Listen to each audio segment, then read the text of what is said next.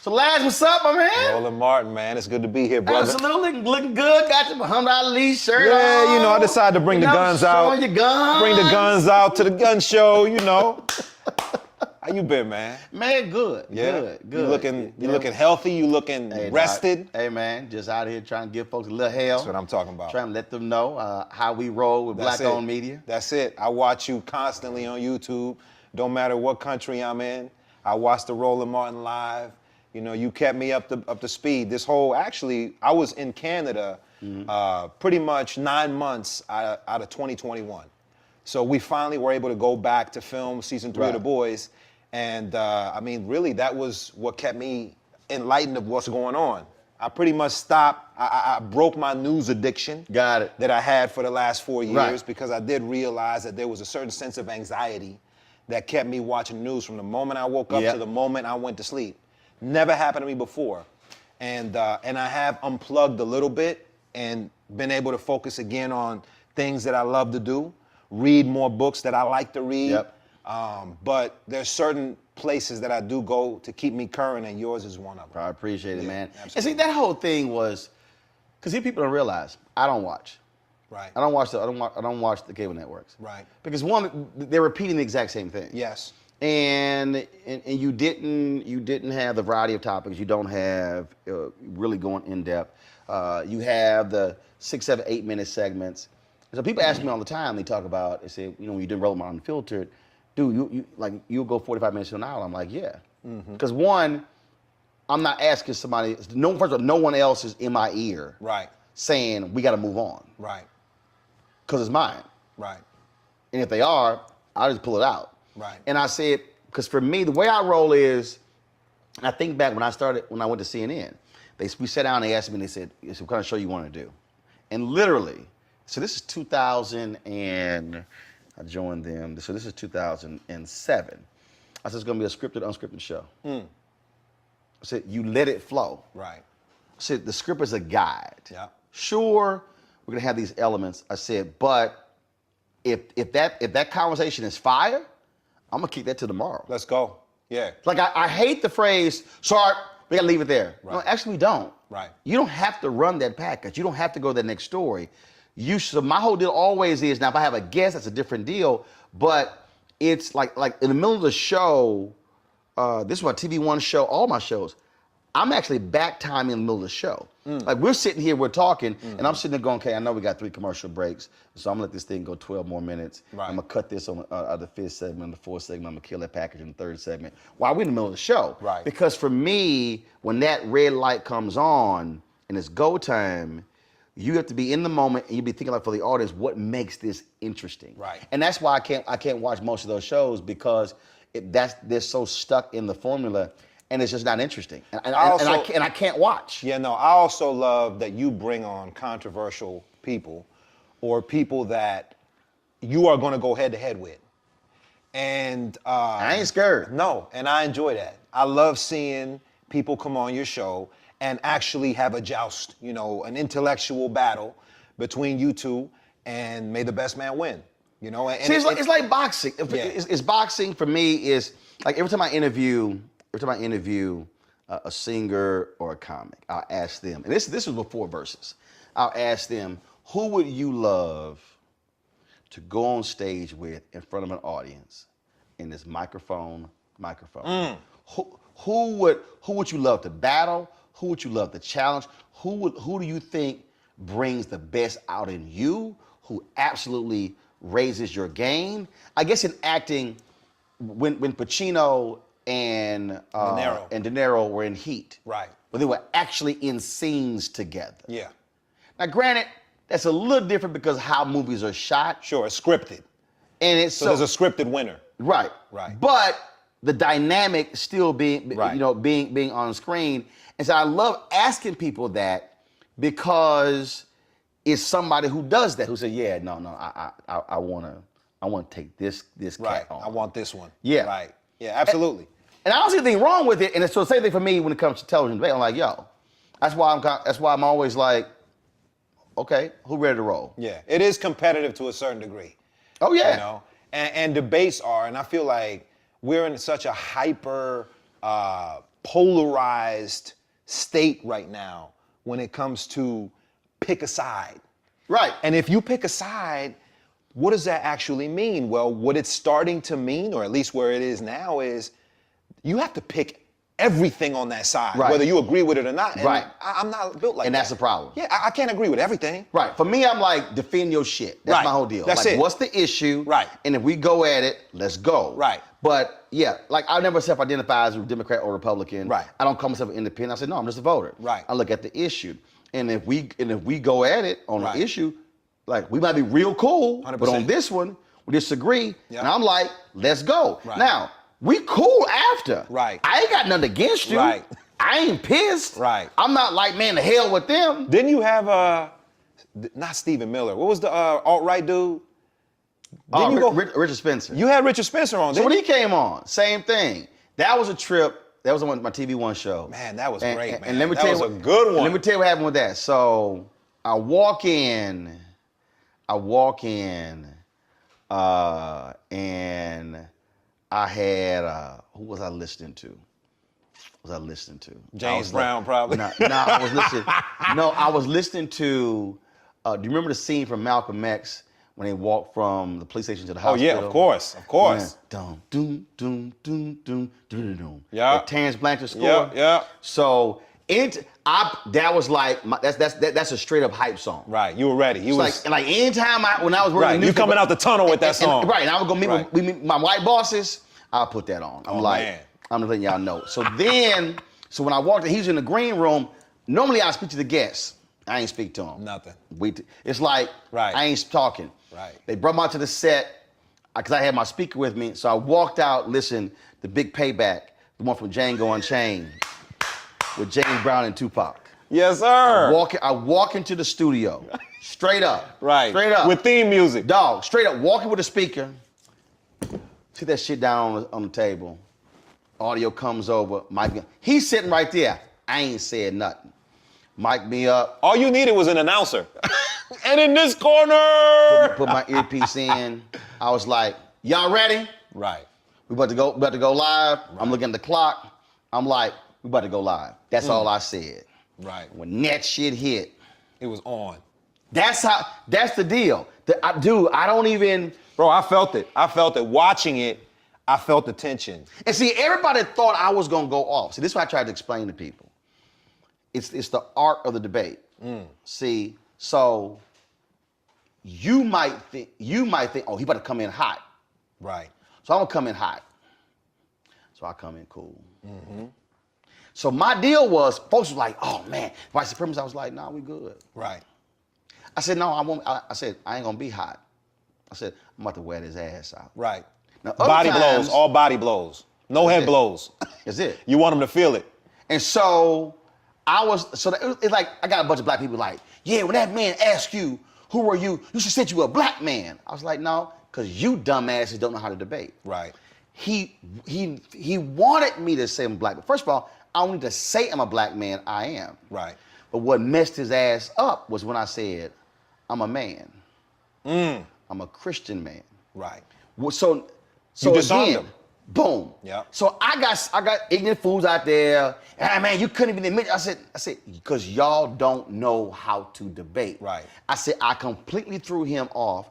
And the look in his eye was like, shit, where did I go Right. now? He just messed me up with that one. Right. And I said, so now he off kilter. Yep. I said, so now I got his. Now any attempt he tries to take that away from you, now he's dehumanizing you. See? And now you got him. And that's the thing that cats don't understand. Right. They don't understand.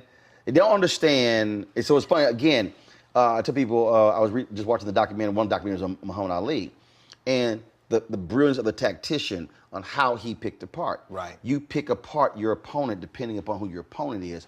You don't, somebody asked me, they said, if there were 10 fights, who would win, Ali or Tyson? I said, Ali would win 9 out of 10. They were like, what? I said, because he would completely pick Mike Tyson apart. Mike Tyson apart. Yep. His head, he'd get in his head. Tyson Before the fight. Tyson had one style. Yep. I said, Ali had multiple styles. I Yep. said, and that's the piece. Yep. When you're able to go into that battle and they think you hot. I did Phil Donahue show in And Ali had a chin on him. Yes. He could take a hit. But he also threw a punch. People Yep. underestimate the power of Ali. Of Ali. Yep. And that was the thing, man. And so I was sitting here. It's like when I did Donahue. It was on MSNBC. The week was called Angry White Man. So we're in the green room. I ain't saying nothing to nobody. I was like, no. No, I speak to everybody. Right. Hey, what's up? Nothing. Chilling. They all talking. Nothing. I'm going to watch TV, drinking. Producer comes in, so she's talking to everybody. Then she pulls you aside, each individual person. She's like, okay, this is live TV. She's like trying to explain to you with the energy. So I'm just walking back and forth. I'm going, Thank you. I'm just walking back Right. and forth. I go, I've done this once or twice. Thank you. I go, Right. okay. Now she's getting worried. I said, baby, we're fine. Yep. You know what I want to know? I want to know the Chris Christie one. Same thing. How was that in the beginning? 'Cause Same thing. You came in hot on that one. You came No, in hot. no, You ripped him, bro. No, actually, okay, so You okay. tore his tie off, No, his no, no. shirt off, his jacket. No, but He was a mess when you got done No, with but him. I didn't come in hot. Okay, so let me see again, though. So here's what happened. They actually had us in the same dressing room. I didn't want to be in there. Right. See, I don't want any conversation. Right. Because I know. Trying to soften you up before we get on set. Right. I know what I'm about to do. You knew what you was about to do. Right. I knew what I was about to do. It's hilarious, bro. So people were tweeting us, and I was like, no, people like, this is horrible. Y'all should have, because they would, but when they sent the tweet out about who's going to be on. Right. I was like, y'all make a judgment, you haven't seen the show. I said, just watch the show. Right. Just watch the show. And so Christy goes, oh, he says, Roland, you got to let those people talk on Twitter. I said, no, I'm fine. I said, I'll respond to everybody. It's all good. And so I'm standing. So he's in the dressing room. So they had two of us in one room, two of us in the other because of COVID. Normally we're all in one room, and I'm standing in the hallway. I'm not trying to be in the space. Right. I don't want there to be any conversation. Right. Again, it's a mental thing, and in terms of how you prepare. And others, I'm all good. But I was like, no, I don't want none of that. Right. So go to makeup, and I'm standing in the hallway. I'm avoiding a conversation because I want what out there to be is authentic. Right. So we go to the set, and so Yvette, the sister, she asked. So we had a first segment. Then George said, "Well, we gonna talk about this." And Yvette goes, "Y'all really gonna bring up his speech?" And he said, "Yeah." She's like, "Okay." Was her way of saying like, "It's about to be some shit." Right. She said, "I'm gonna disagree with it." Now, I ain't saying nothing. I want them to bring the speech up. Mm-hmm. I'm hoping. Yeah, you're like, yes. I'm praying. Right. But I ain't showing You no. can't show your you can't show I your ain't cards. showing no cards. Right. Chilling. I'm like, this is me over there. Please bring that speech up. Right. Please bring that speech Bruh. up. Yeah. I was like, That's just handing it to you on a platter. No, I'm chilling. And so, getting to the segment, they ask the question. You know, they go to Sarah, they go to Yvette and Christy. But see, you can't be too early. Right. See, when you're too eager, cats jump. See, people don't understand it's an art. It's Right. a science. You gotta It's the pace same- it. Pace right. it. So Right. you like you wait for the moment. And so then and then George said, well, let's talk about that. And I was like, here we go. And then he laid the question out. And then Christy answers. I don't say nothing. I ain't interrupting. You let them go. I'm like, Dig your own grave. go ahead. Keep going. Just me, I'm watching. Then Yvette responds. And she responds, and I'm like, okay. Then he moves to Sarah. Then she responds. Then he hit the question at me. Game over. And that's when I say, with all due respect, Governor. That was the tone. See, it was the slow, methodical, I'm about to gut your ass. And eye contact. You didn't break. You gave it to him. And then it was You locked in. It was the hand. Right. All of that. Because again, you're understanding cameras. Right. You're understanding angles. You're Right. understanding that camera's on me. And so the whole, right, so I am conveying with my body language, with my tone, I'm about to wear your ass out. Well, I'll tell you. You are going to have to own up to what you did. Then I went, because the other chick, she worked for the Department of Justice. I said, Governor, I said, you too, Sarah. See, she wasn't gonna go viral. Right. She wasn't no major player. Right. I knew. Right. He was going. And that's when, and look on his face, and that's why, many begin interrupting. I said, don't allow me to finish. Right. Allow me to finish. Allow me. And everybody interrupted me. I was going, okay, y'all go ahead. What I loved about it was you said what everybody that was watching it wanted to say. And right. But see, what happens on those shows, right, is what happens is that system is, oh, like we all buddy, well, inside. No. Right. The reason most of these shows don't call me, but it's the reason people love me, because people, for 6 years on CNN, they said, dude, you say what I think. You say what we're saying at home. Yes, exactly. And I'm like, that's why I'm there. Right. Why in the hell am I? Well, we're yelling at the TV. That's what I'm saying. That's what you said. So cats be like, dog, you said exactly what. I'm like, yep. But that's why my audience has always stayed with me. Right. Because they're like, you ain't afraid to say it. Right. In any platform. And that's the problem. And here was the deal. George Stephanopoulos, great respect. We get along well. George likes me on the show. Sure. I hadn't been on in 20 months.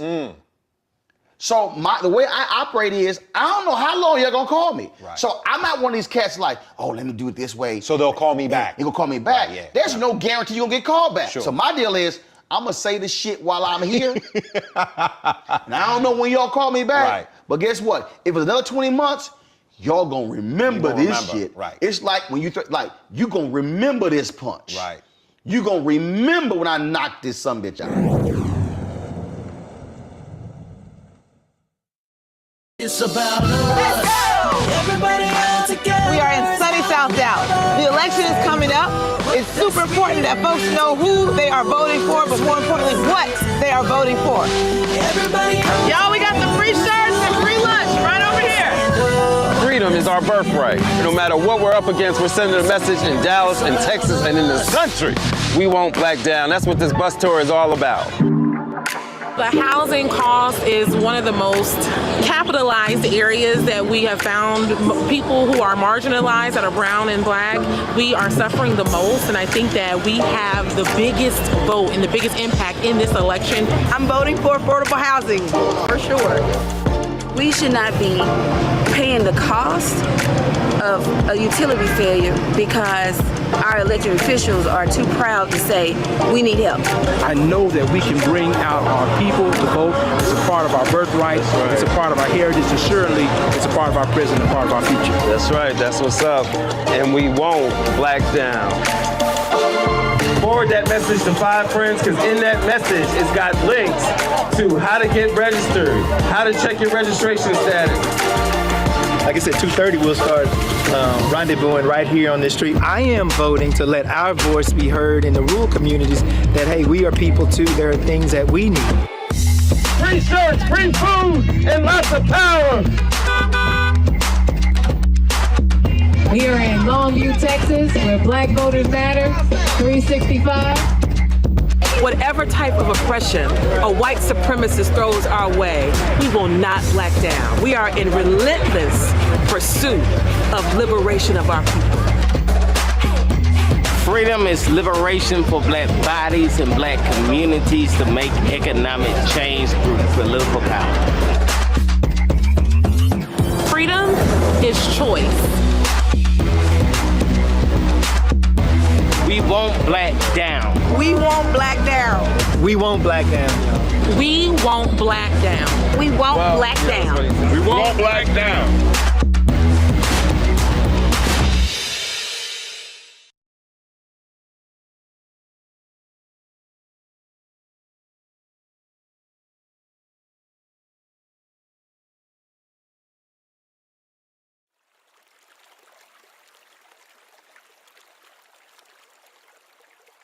there is a benefit to being in studio. Oh, You got to be there live. But the deal is, I could take you apart, don't matter. Right. Even on a Zoom. Right. They play games on the Zoom. though. When I did Bill O'Reilly's show, the reason Bill O'Reilly's show was success, how he did it, because you would be in a studio, they would have no return video. You couldn't see them. See the back. You were in a separate, isolated studio. Yeah, like if you were. So it was just you and the camera. That's how Nightline was started. The beauty of Nightline was, guests they were in the building. Right. They purposely said, no, we're gonna put Ted, we're gonna put the guests in a flash studio to create the split screen. Why? Nightline because that creates for the viewing public. It's a clear line of demarcation. So it's them. Versus. That's the versus. That's what Nightline. That's how they created it. They were in the building. Right.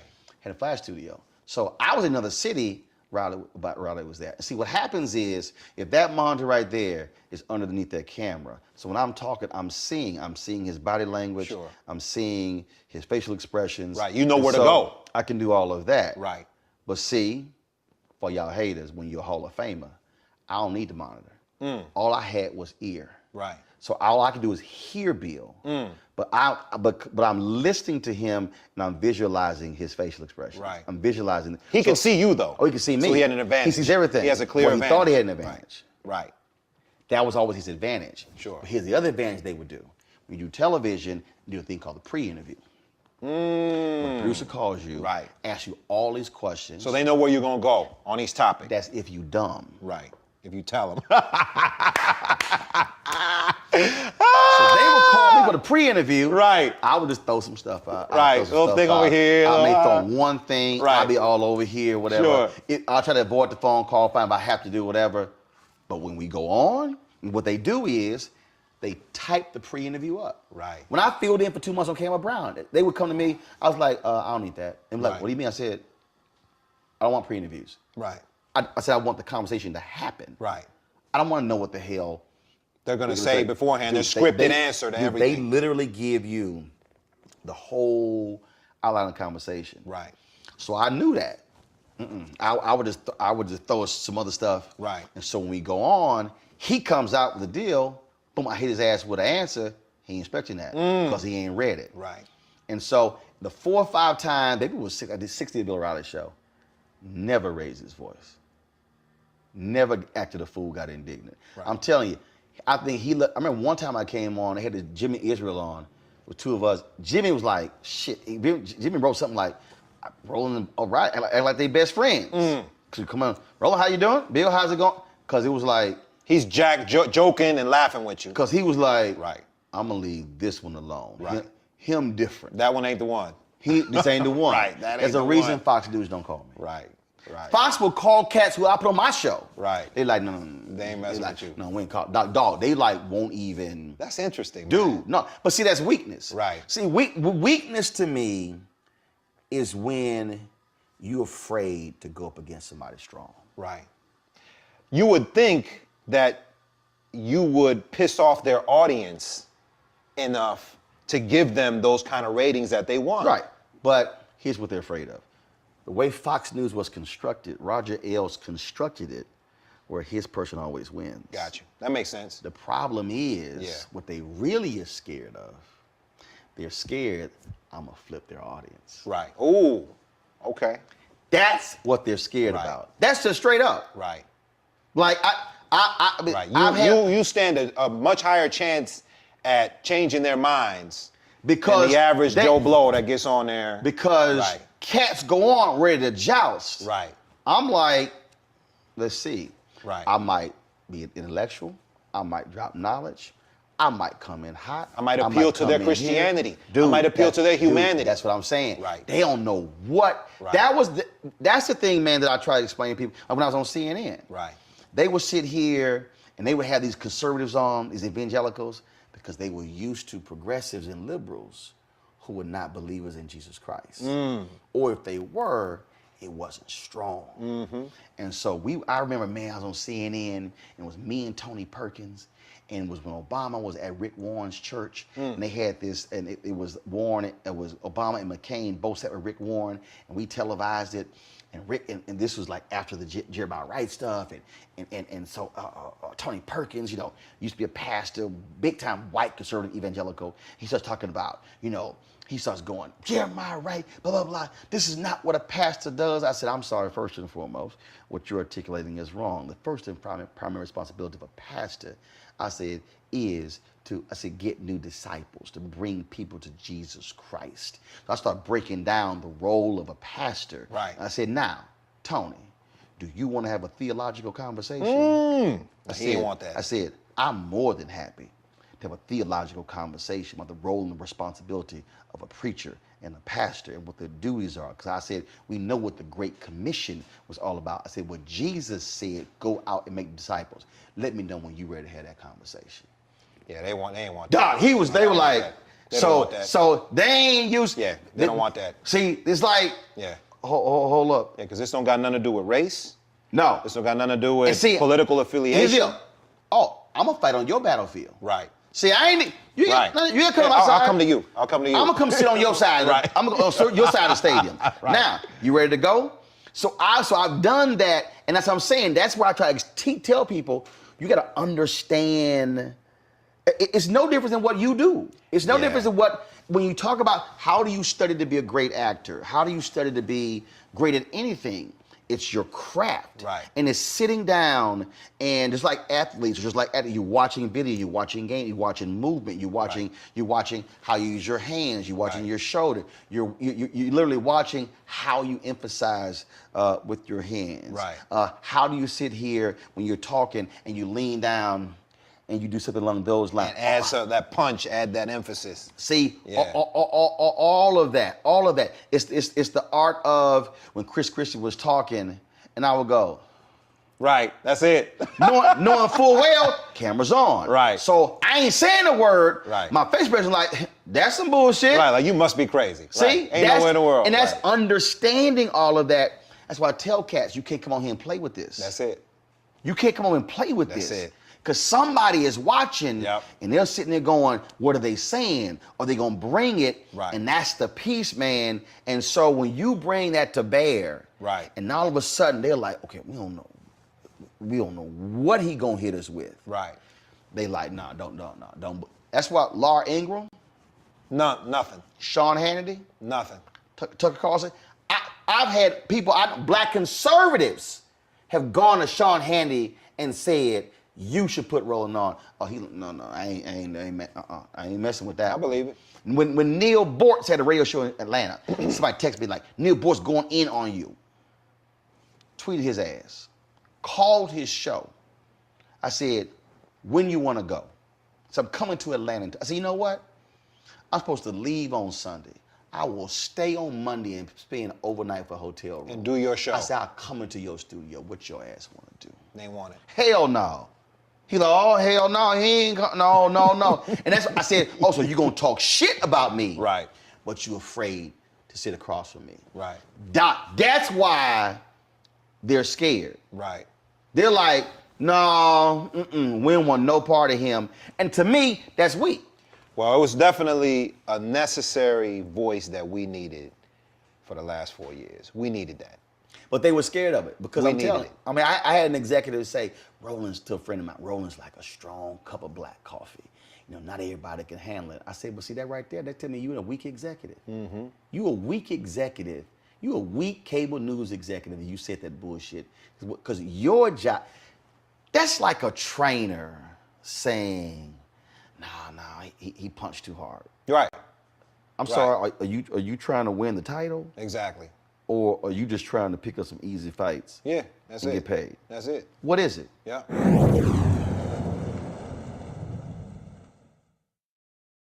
Hatred on the streets, a horrific scene, a white nationalist rally that descended into deadly violence.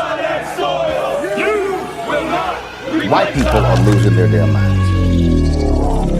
An angry pro-Trump mob storms the U.S. Capitol. We've seen shootings. We're about to see the rise of what I call white minority resistance. We have seen white folks in this country who simply cannot tolerate black folks voting. I think what we're seeing is the inevitable result of violent denial. This is part of American history. Every time that people of color have made progress, whether real or symbolic, there has been what Carol Anderson at Emory University calls white rage as a backlash. This is the rise of the Proud Boys and the Boogaloo Boys. America, there's going to be more of this. Here's all the Proud Boys, guys. This country is getting increasingly racist in its behaviors and its attitudes because of the fear of white people. The fear that they're taking our jobs, they're taking our resources, they're taking our women. This is white fear.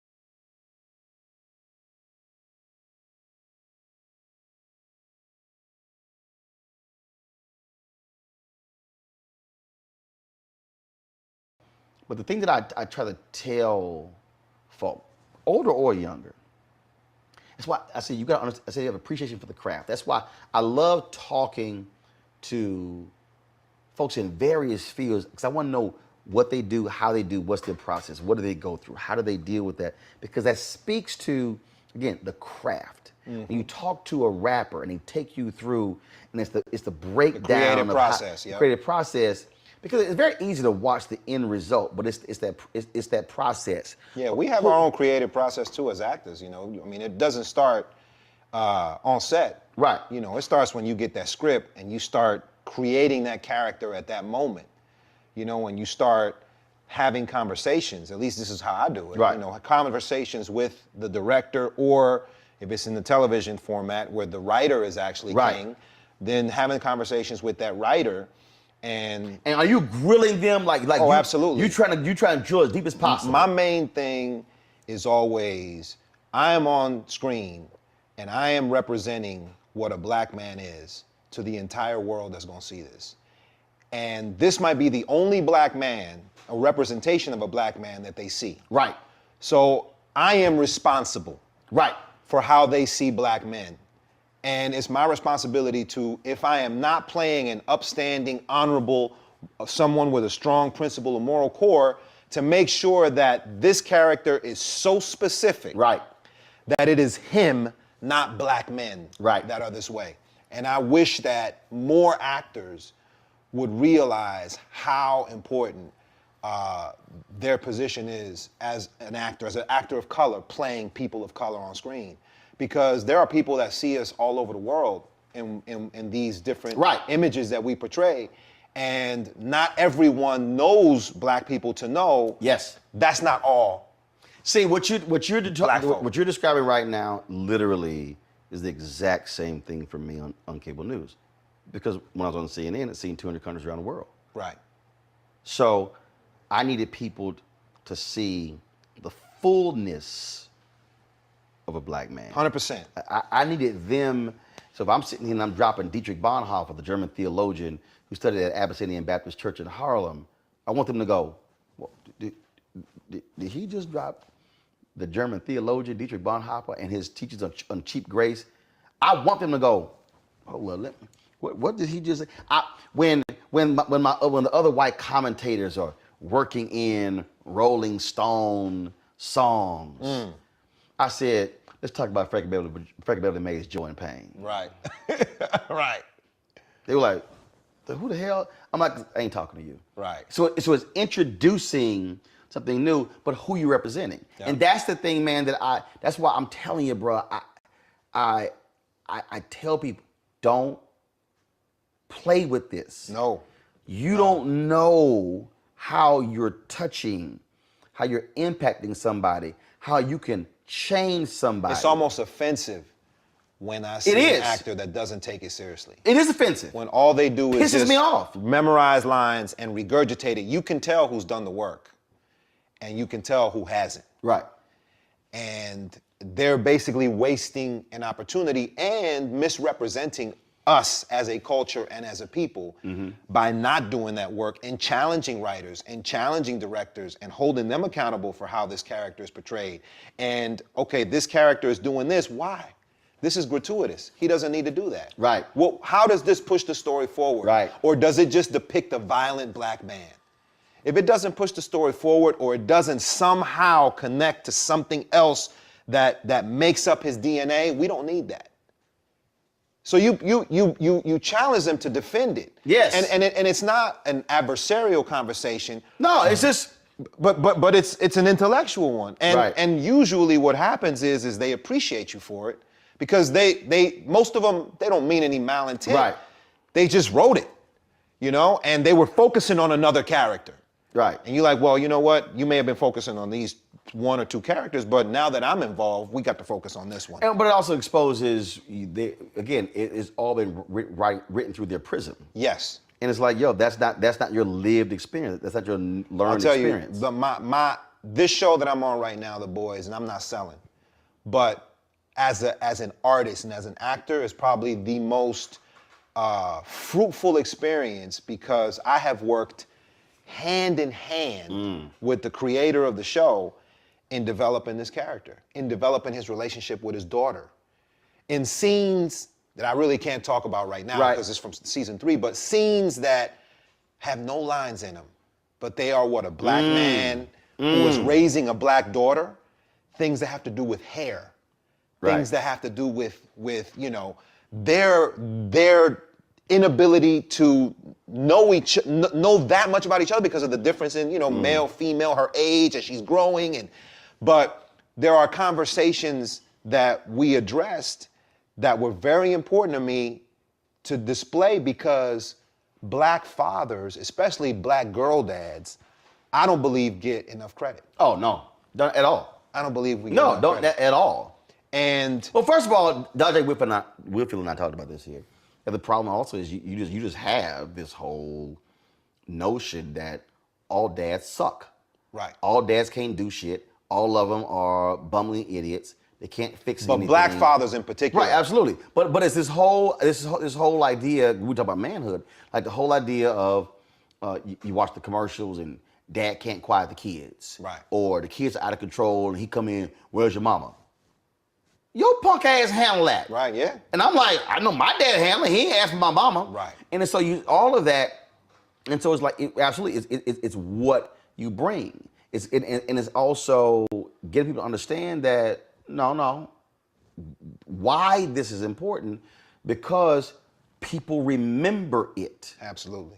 They remember it. And we're breaking stereotypes that were not created by us. That's it. That's you it. know, if they were accurate, that's one thing, but they're not accurate. That's it. You know, And they're exploitive. And you're changing it. Yes. I had a sister, we worked at CNN together, and she was trying to get me to change my clothes. I was like, hell no. I said, I was raised clean.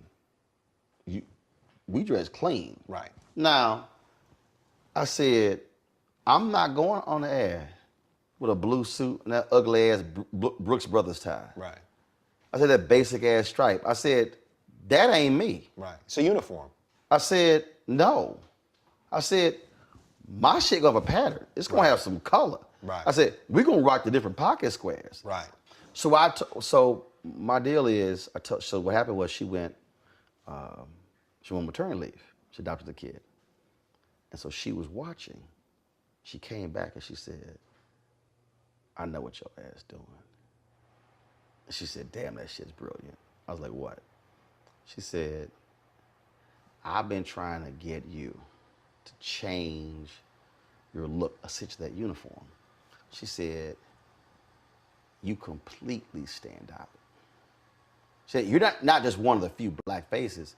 She says, you completely stand out. She said, when they go to that wide shot, she said, you pop. It is undeniable there's rolling. Right. I said, now you got it. And I mean, I You wanted me remember to blend in. Yeah, I remember back then, man. You put us on the pocket squares. That you were one of the first pocket square pioneers, them all the time. Yeah, you were part of the pocket square And movement. they literally said, "What are you doing?" I was like, "Man, I'm not going on no damn TV." I said, "With a blank pocket." I said, "No." I remember back then, the movement the way it started was pocket squares and socks.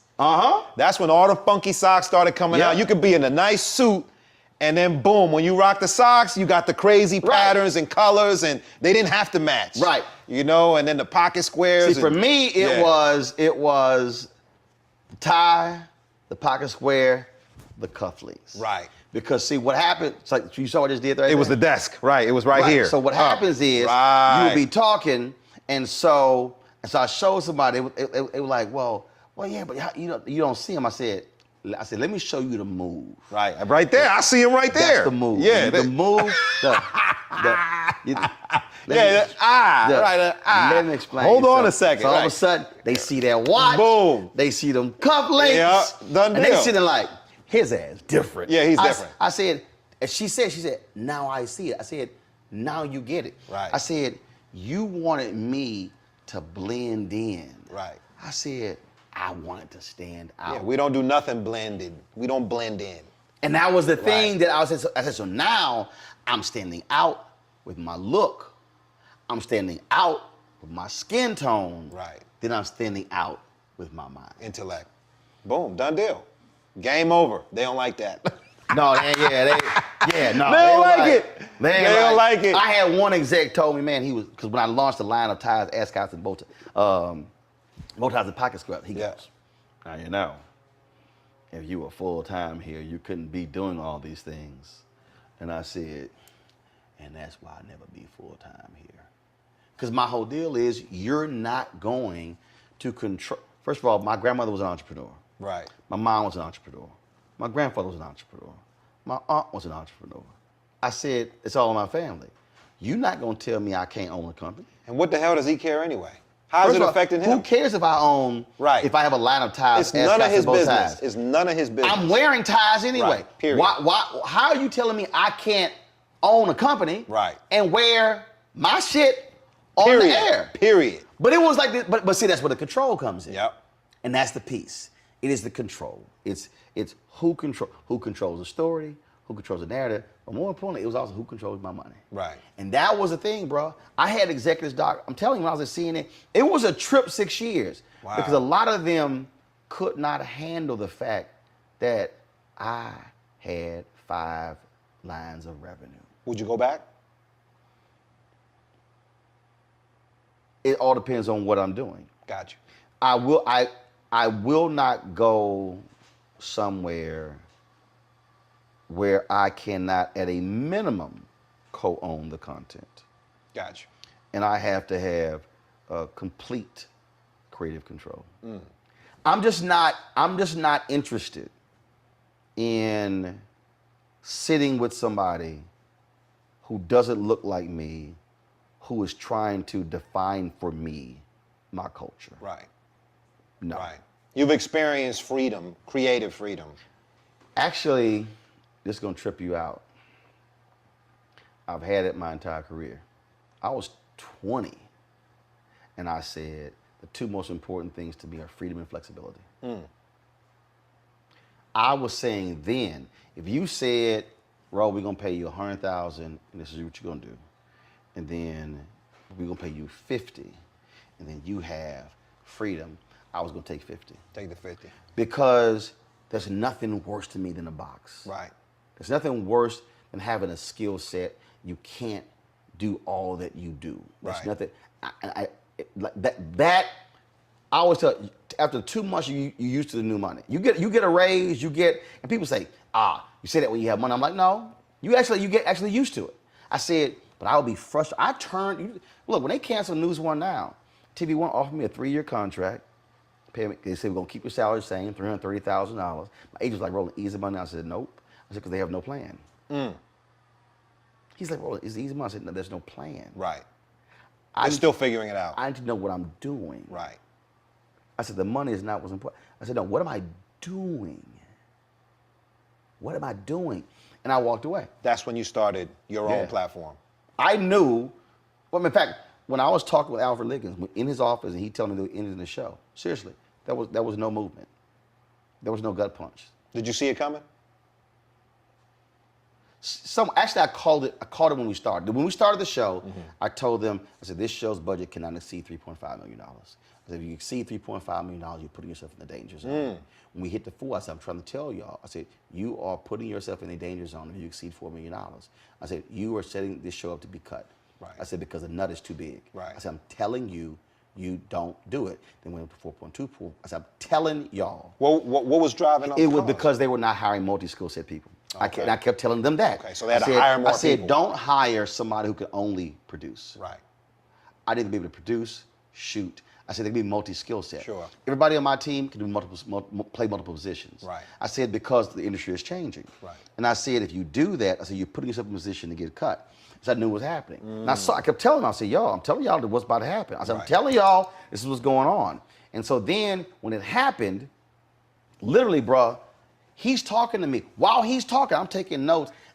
Like, literally, he's talking. I'm like, I'm going to walk out of this room and call this person. We're going to do this here. We're going to expand the Facebook page. We're going to do this here. We're going to blow the website out. I'm going to buy these cameras here. This is what we're going to do. This is what this is going to cost. How much money I'm going to set aside. We're going to do all this while he's talking. Right. You were building Roland Martin Unfiltered. While he's talking. Right. I'm sitting with the exec. We go to her office. She is in a state of shock. She's like, you're not shocked? I said, I'm literally sitting there, and this is me. I'm looking at the wall. She's like, you okay? I said, no, I'm fine. She's like, are you shocked? I said, no. She said, what are you doing? I said, planning. This is like literally 10 minutes after walking out of the office.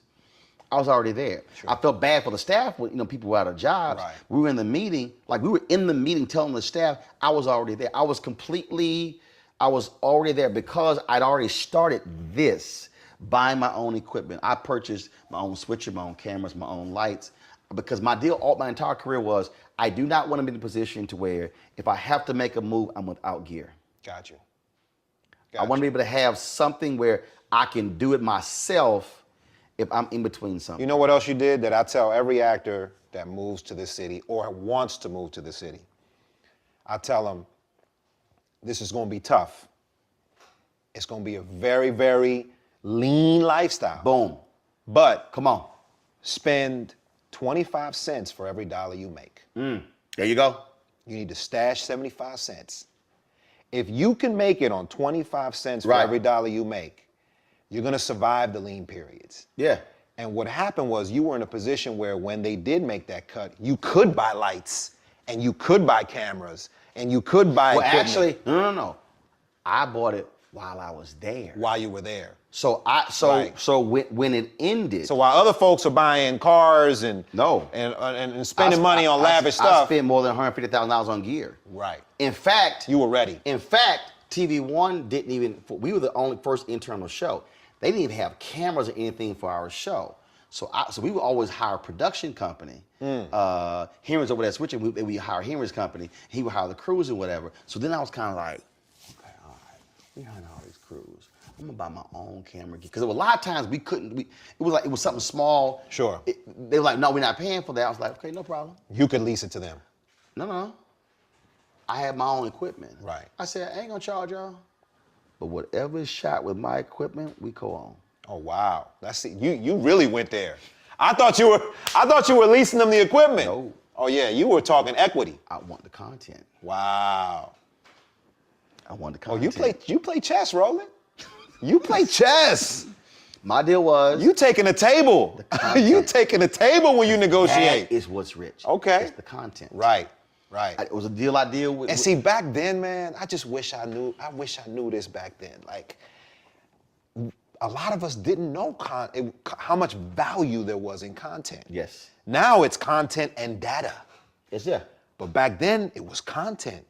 All of that. So people sit here. So when I worked at places, I always had my own equipment gear. No, you do not own the photos. I bought this camera. I'm shooting. You can use it. I have the photos. Right. I have the video. Right. So when I started this, I had a whole library already. So then when I started this, I built the library. So when I launched Black Star Network, I'm starting with 500 plus hours of video content.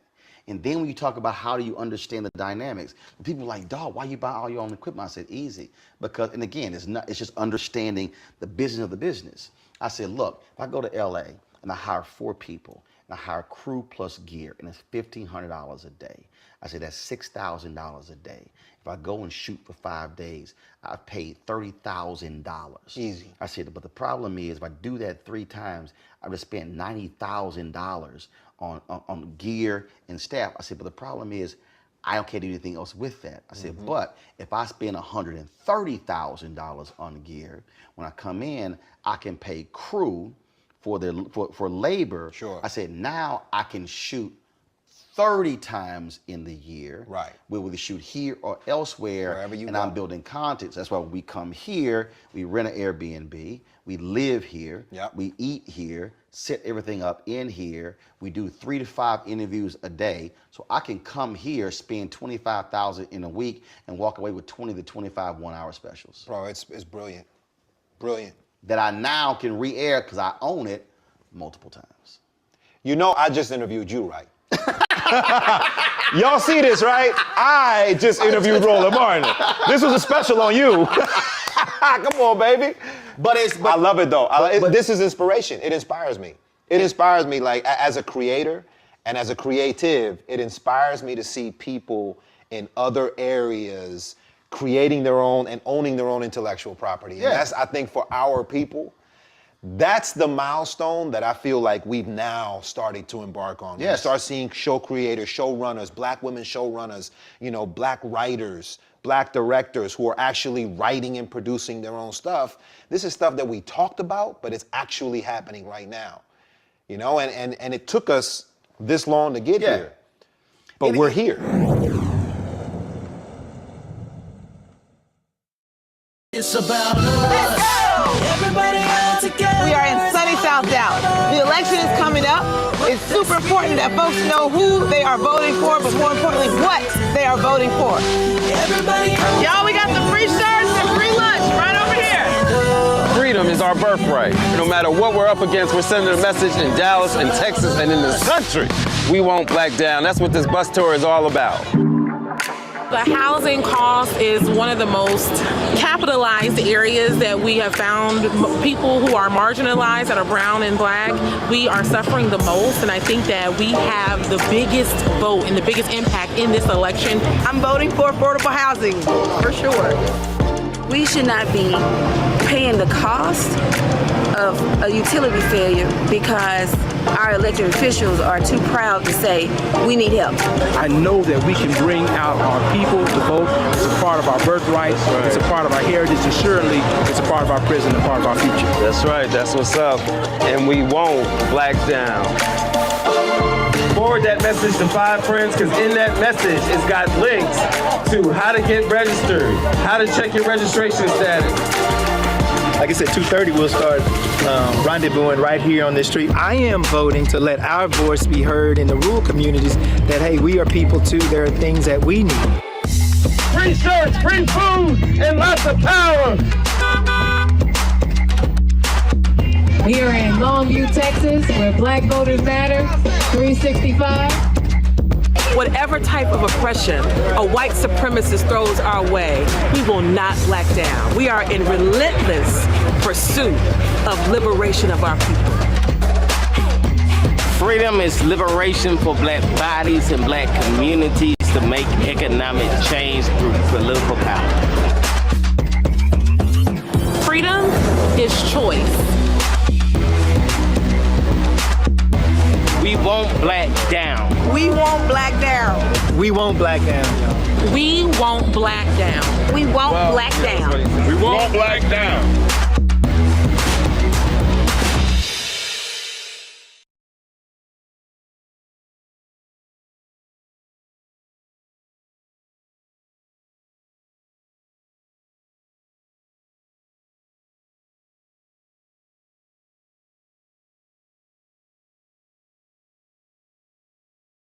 I talked to Damaris Lewis, who worked with Prince, and I read a bunch of Prince interviews, studied him, met him a couple of times, I hate that we never had this conversation. Right. But other people have said to me that, oh my God, they said, Prince loved you. He always talked about it. Van Jones, like, I swore y'all, he said y'all were buddies because he always talked about you.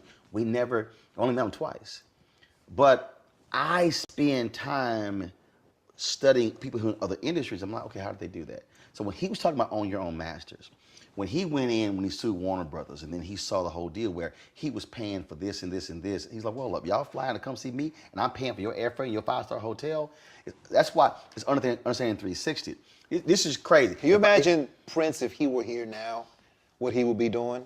Well, everybody forget. Not needing a label. He wouldn't have needed a label. But he right didn't. now. No, he didn't. That was before he died. He didn't need it. Yeah. He was in distribution. Right. Everybody forgot. Prince was doing downloaded music before iTunes existed. Wow. Dude, when he had downloaded music on his website before iTunes existed. Dude, way ahead of the game. But that's what I'm talking about. And what I try to tell brothers and sisters, when I say study the craft, study the business of the business. Yes. Okay, well, how can I apply what he did in music to what I'm doing? Right. How can I apply what this person in engineering is doing to what I'm doing? It's understanding that, and that's why when you talked about when I was buying equipment, not buying a car, like the only car I've ever wanted in my life is a Dodge Viper. I'm not a car person, but the only one I've said that I've desired. Sure. But I also told myself I will only buy a Dodge Viper if I make, if I clear $1 million a year in 3 consecutive years. Because one, I ain't financed, I'm paying in cash. Right. Not gonna do it. You don't want to deal with that. Not dealing with it. Yeah. So that's what, all this, I ain't leasing, I'm not, no. Right. Buying outright.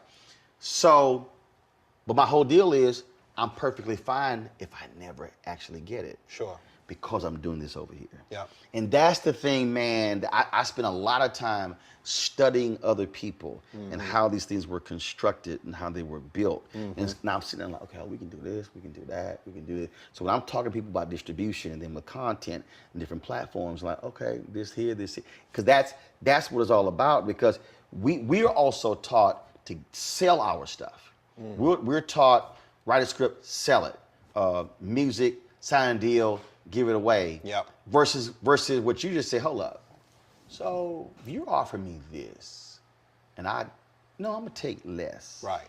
I'm gonna live off of this here, but I can now take that thing and I can sit here. Matty Rich sat there and he said, dude, he said, I own Straight Outta Brooklyn. He said, I am still, he said, those residuals come in. He said, because I own it. But you have to be willing to be content and say, I'm gonna forego the 20,000 square foot house. Yep. Because I'm cool with the 10. Right. Because I own it, because I have my freedom. Yep. And that, dude, you can't pay me for freedom. And freedom is what will keep your artistic integrity alive too. A lot of people that have done stuff that they are not proud of what they had to do, they did it because they had to, not because they wanted to. Yep. And I'm like, now we good. And that's why I always tell actors, like, live lean. Live lean, because when the dry period comes, and it comes for everybody's career, you have ebbs and flows. When you have a flow, you ride that thing to the hill. You ride it to the hill. But you got to also stash and get ready for the ebbs, because when things get lean, you don't want to have to do something that you're not going to be proud of. Yep. I'm going to add one to it. We're going to close this. I'm going to add one to it that you can give them this. Not just live lean. Think lean. What I mean by that is redefine your personal validation. That's really what it is. See, that's the core. That's the core. See, if your thing is, I gotta have this big house. Right. That's gonna drive you. Yep. When I moved to Chicago, my CFO said, "You selling your house in Dallas?" No. I said, "No." She's like, "Why?" I said, "I talk too much shit on TV to ever be homeless." Right. I said, "I own it." Right. That's yours. I said, "Whatever happens." Yep. I own it. Yep. My dad, my parents, and my sister and her too. The 3 generations of Martins live in my house right now. Right. For free. Right. I said, you don't have to worry about that. No. Right. I said, but whatever happens, I already own a home. Right. I said, oh, let me be real clear. I could easily go live in a 2,500 square foot house. Right. So again, my validation is not, I have a 10,000, 20,000 square foot house. Right. I could easily do that. Right. Because how I view it. when I bought the Sprinter last year, that was the first. It hit me a month later. I said, "This is the first Mercedes I've ever owned." But here was the difference. The Mercedes that I bought was 100% tax write-off. Right. Yep, over 6,000 pounds. You can write it 100. I know the deal. See, yep. but the thing is, it's the validation piece. Right. So I've never owned a pair of Air Jordans. Right. If I did, it was given to me. Right. I got a pair of Air Jordan golf shoes that was given to me in the golf tournament. Right. I ain't buy that. Those are nice. Because the validation, Right. So for me, that never drove me. Right. And so when you're there, now your decision making is totally different. Totally different. Because your validation is not. Yeah, 100%. That whole piece. And traditionally, we as a people love to shine. There you go. And it doesn't mean don't shine. It just means check off these other boxes before you decide to shine, so that you can shine forever, not just for now. Or shine in a different way in that somebody can sit across me and they wearing Versace all day. Right. I can completely outshine them in these pink socks, these blue linen pants, and this shirt, and the shoes, and the whole combo didn't cost me $100. Oh, easy. But again, right. it's a different validation. There you go. Yeah. You have that changes Right. it. And those things aren't making you. Nope. You make them. That's it. Yeah. That's it. Just like you wear them dashikis. They don't wear you. You know it. On the ass, Scott. Hey man, I gotta make sure people know during COVID, we had a 2-hour conversation about African clothing and textiles. You hit me to the whole game, man. You broke it down. Send me different examples. Oh, this yeah. is this is that. This is called this is called that. So the buttons on this one go down this far, but this one goes down to my ankles. That's right. Yeah, bro. We had some Just different looks. Yeah, Just different. And then you'd get on the turntables and start spinning on Instagram, bro. Come on now. It was you were multitasking. I don't want anybody to say he's predictable. Nah. We had a good one, man. There Absolutely. were a lot of days that you kept my mind from going nuts during lockdowns, man. I appreciate it, baby. That's friendship. I was good seeing you. Yeah, likewise. Laz. Love you, brother. Appreciate it, baby. Love Keep you. doing well. You know it. And next time I interview you, we'll talk about something else. Yeah, I talk more in this interview than all the rest of them. Thank you so much for joining Laz Alonso on Rolling with Rolling. On Rollins Roll. Yeah, Laz Alonso on Rolling with Rolling on the Hey, Black Star you Network. know this was what I did before when I was on BET. I can tell. You remember that? I can tell. Bro, come on, man. You know how I ask questions. I can still get down.